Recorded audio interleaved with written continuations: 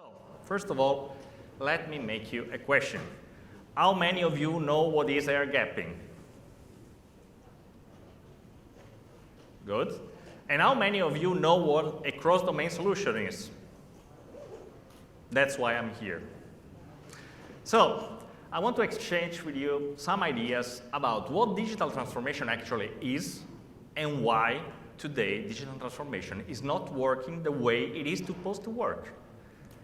So, let's try to understand what is digital transformation, first of all. Because there are a lot of definitions. If you Google a bit for digital transformation, you will find actually an interesting thing. So, the number of queries in Google in the last years for digital transformation is increased. No surprise with that. Surprisingly, or positively surprisingly, the first place geographically for the queries about digital transformation is Singapore. And so I'm happy to be here to talk about that. And maybe surprisingly, you will find a strange dichotomy in the comments about digital transformation. There will be enthusiastic voices.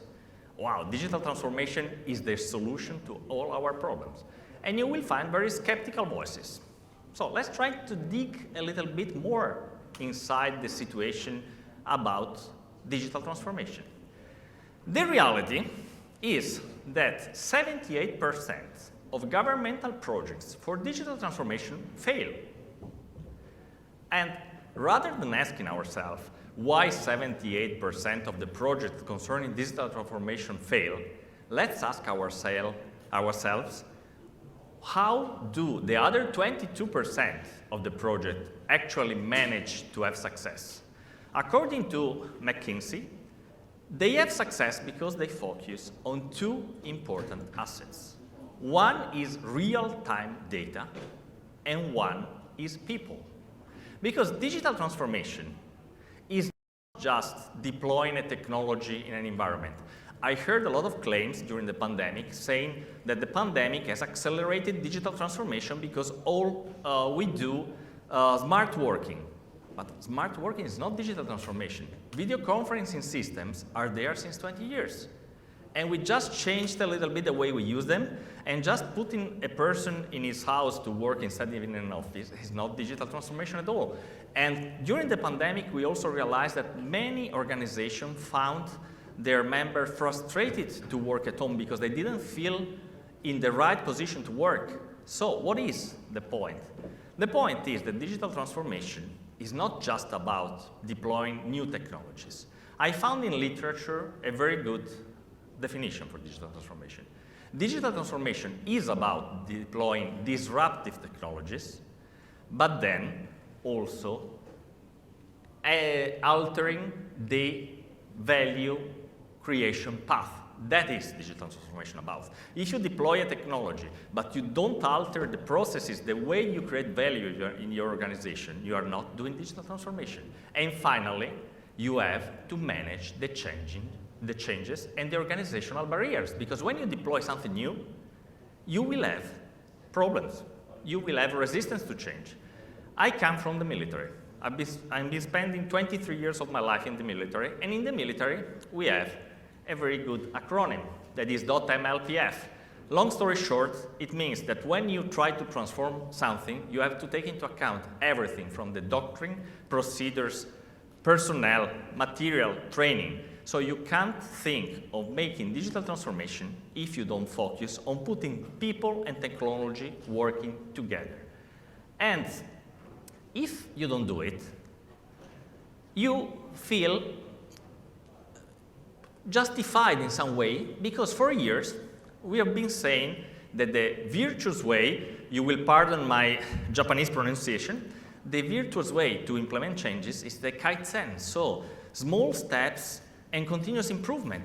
But how does it work this when you have to deploy a disruptive technology? It works with what is called the digital Kaizen. There is some point in the life of your organization where you need to have what is called Kaikaku. So you need to have a big leap forward in the way you work. Otherwise, your organization is going to remain idle and finally to fail in the digital transformation project and to fail in the way it creates value. So digital transformation is like a gearbox. We are in a cybersecurity conference. I wanted to bring something mechanic this time. So today, if you are familiar with the concept rotating around digital transformation, you may hear something like decision dominance. Decision dominance is a concept coming from the military. Means I'm able to decide faster and better than my adversary. You will hear big data. Big data is a buzzword, which is everywhere now. You will hear that the cyberspace has redefined the concept of distance and space, because cities which are the two far away part of the world are distanced just milliseconds in the cyberspace. So if you're trying to implement a digital transformation, but something in your organization, in your procedure, in the way you create value, is not rotating at the right speed, and it can be processes, it can be people, it can be technology, it's like you're trying to make a gearbox rotating faster, but there is a gear who's blocking everything. In the best case, the gearbox will stay blocked. In the worst case, it will fall apart. And today, for me, this blocking gear is called air gapping. So what is air gapping? Air gapping is a very elegant way that we call also sneaker network. Sneaker, yeah, like the shoes. Is an elegant way to say that we transfer data mainly through removable media. And we do it because some domains are not allowed to be connected to some other domains for security requirements. And this is why digital air gapping is today still the golden standard in many organizations. So you are forced to have air-gapped domains where you have stringent security requirements. And that's a problem. Can you figure out how you can implement digital transformation with air gapping? This is definitely the wheel blocking the entire mechanism. So then let's ask ourselves, is air gapping viable? And is it secure? Because there are myths around this alleged security of air gapping. So first of all, let's speak about the viability. Air gapping clearly is not real time. How can you achieve decision dominance, big data and so on if you use a real-time transfer mode, a non-real-time transfer mode like air gapping? It has huge scalability issues when you have to go around hundreds of endpoints with your USB key to transfer data. And yes, a lot of operational costs, and finally, gaps in accountability. But we will go a little bit deeper on that in some minutes. Then, also on the security point of view, the air gapping is not that secure how it is perceived to be, because having an open USB port in your system is completely against the best practices of hardening your system. And plus, what is your trust anchor when you transfer data through a removable media? It is the human being, and the human being can fail or can be bribed. There are examples of this in the news in the last weeks. So, by the way, believe it or not, the picture in the center is one of the first removable media that I have found in the 50s. So, let's speak about the 3V of big data. Today there is a lot of speaking about the big data, and the literature say that for big data you need at least the 3Vs, variety, velocity, and volume. So, let's leave aside variety, which is independent, but velocity is clearly something you can't achieve with air gapping. Because the velocity of air gapping depends on the input-output rate of the interface at the endpoints, and it depends on the number of endpoints that you need to transfer data to. And guess what? It depends on the physical distance between endpoints, which violates completely the thing we said about the cyberspace that redefines the concept of time and distance. So how can you think of implementing digital transformation in this way? For the volume, we have the same issue. Even if the cost per gigabyte of removable media is going down and down, at the end, today, you don't have to transfer any more kilobytes of data or on an occasional basis like it was 15, 20 years ago. You are supposed to transfer gigabytes of data near real time all the day through. So can you imagine the acquisition cost and the operational cost of this strategy? Because when you deal with classified or sensitive information, you have to acquire the devices, removable media, you have to register them, you have to manage them, you have to destroy them. So now the question is, are we still wanting to do that? Are we still wanting to go around with our USB keys and violating the basic principle of cybersecurity by increasing the surface of attack leaving open ports, by violating the separation of duty because only one guy is going to bring around the key, by violating accountability because you know what happened to your data only at the endpoints, but you have no clue of what happened to them during the transport, and by violating integrity because there are limited ways to see if the data are altered. You can make hashing, you can make whatever, but if something is added to your key, you have a problem. And it is a news of some months ago that a Japanese guy working in a city administration went to a bar to have a drink with his friends, and he forgot there the key with the data of all the residents of the city. This is the security of air gapping. So now the question is, then are we destined to fail because there is air gapping? No. Likely not. And here comes my second question. Cross-domain solution. What are cross-domain solutions? So I will start telling you what cross-domain solutions are not. So cross-domain solutions are not firewalls. They do another job. Cross-domain solutions are not cipher machine encrypting device, are not anti-malware scanner. Cross-domain solutions are solutions which enable you to connect domains with critical security requirements, with different critical security requirements, by implementing then digital transformation and by keeping the same level of security that you will have with air gapping, but increasing the accountability, increasing the separation of duty, and implementing all the best practices, especially when you have a cross-domain solution which is secure by design. So in a nutshell, these are cross-domain solutions. You define a low security environment, low domain, a high security environment, high domain, where low and high can be classified information and public information, sensitive information and public information, can be whatever security requirement you need to fulfill. You can have data diode, which are the most known type of cross-domain solution. Data diode is a one-way street. In this case, this is the typical military deployment. You allow the information to go from the low side to the high side, but no information can leak out of the high side. This is the typical case, for example, you want to have your surveillance cameras on the public street and you want to collect all the images in a control center, which has high security requirement. But we can go beyond that, because the diodes are already quite well known.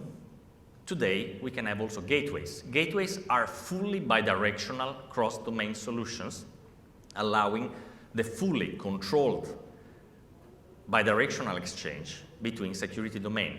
And you can do it for structured data, where structured data are whatever can be analyzed by a machine, XML, JSON, NMEA, JRIP, binary. And you can do it also for unstructured data, where for unstructured data, typical case of unstructured data is an image, but there you will need the support of the human being to look at the data and assign a classification that will be used then by the gateway to perform release control. With cross-domain solution, we can solve also another problem, which is really one of the problems that are most felt in the high classification or high security domain. You have a number of endpoints and you need to deploy to them patches and updates. You can't do it connecting your high security network directly to the internet. But with a cross-domain solution and some other software solution around it, you can basically mirror the original repository, which is on the internet, on your high security domain, and you can perform patching and updating in your high security domain like the endpoint was actually connected to the internet. Where are cross-domain solutions used? Basically, you don't have to think that cross-domain solutions are limited to the military use. This was their original use, but today many other domains, many other areas are getting aware of the need of cross-domain solutions. There is defense for sure, there is public security, there are critical infrastructures. If you read a little bit the reports on the major threat intelligence cybersecurity analysts, you will see that a great part of cyber attacks in the last month have been targeting OT. And OT is the next El Dorado for the attackers. Because OT is based on other outdated protocols. OT is difficult to upgrade because you need to have downtimes. With cross-domain solution, you can implement a protection strategy also for OT by having a very small footprint on your network. In fact, the benefits of a cross-domain solution, among others, are, first of all, the limited footprint. You don't have to redesign the entire network to deploy a cross-domain solution. You just identify the boundary between the domain, and in a matter of hours, you are ready to go and you are protected. The cross-domain solution can provide you reliability, and because they are designed to be reliable, they are designed to fail secure is the case. The worst thing that can happen is that they can block your traffic, but they will never leave your traffic leak outside the intended path. They can be integrated with other security appliances like firewalls, anti-malwares, and so on. They are not firewalls, anti-malware, but they can work with that. And how, you may have the question, so how can I be sure that the cross-domain solution is actually providing the level of security you are telling me? You can be secure because the cross-domain solutions, at least some of them, got the approval to the hardest classification level in the military system. And this means that they have been evaluated under every aspect of their design and implementation by the national security agencies of one or more countries. The cross-domain solution implements the separation of duties, implements the full accountability, so they basically solve every problem that today you would have with air gapping. And last but not least, they are providing also natively support to high availability. And they have basically a low, not to say zero, sensitivity to new threats. Because differently from the typical blacklisting security, cross-domain solutions are based on whitelisting. So if a new threat emerges, your whitelisted data will not change. So you will not need to update signatures or reconfigure your cross-domain solution, because you will need to do that only if your whitelisted data will change. Then, I give you here an example of the cross-domain solution, of Infodas I work for. This is how a cross-domain solution looks like. This is one unit appliance, easy to deploy. And we have a complete family of cross-domain solution, unidirectional, bidirectional, solution for patching. I will be also the exhibition area, you can visit us. And our cross-domain solution are among the only one probably, or among the few, to be certified for NATO secret, EU secret, German secret, and by other countries, being completely ITAR-free, and recently we received also the certification from Singapore for the NITES certification. Today, this appliance can solve already many of your problems. In the future, there will be also the support of artificial intelligence. In the future means it's again a problem of digital transformation. We are ready technically to deploy artificial intelligence to the problem of release control of classified data or data classification. The norms are not ready yet. So technically we can do it. From a legal point of view, there's still the human decision needed. But nonetheless, the artificial intelligence can help the user in identifying the correct classification for the data. For example, checking the classification which was attributed by the human user and challenging it if the case.